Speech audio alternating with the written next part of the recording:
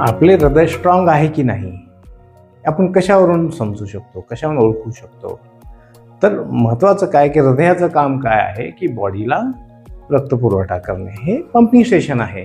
अशुद्ध रक्त बॉडीकडून हृदयामध्ये येतं आणि शुद्ध रक्त पूर्ण बॉडीला हृदय पंप करत असतं.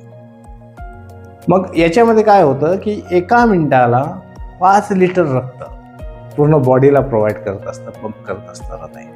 हे नॉर्मल लेवलमध्ये. आणि ज्यावेळेस आपण काही रनिंग करतोय, एक्सरसाइज करतोय किंवा काही ट्रेस लेवलमध्ये आहोत आपण, तर अशा वेळी 17 लिटर रक्त एका मिनिटामध्ये पूर्ण बॉडीला पंप होत असतं. हृदयाचे मसल्स नॉर्मल आहेत की नाही हे कसं ओळखायचं? जर समजा तुम्ही अर्ध्या तासामध्ये 3 किलोमीटर न धाप लागता चालू शकत असाल किंवा 40 ते 50 पायऱ्या जर तुम्ही न धाप लागता चढू शकत असाल तर तुमचं हृदय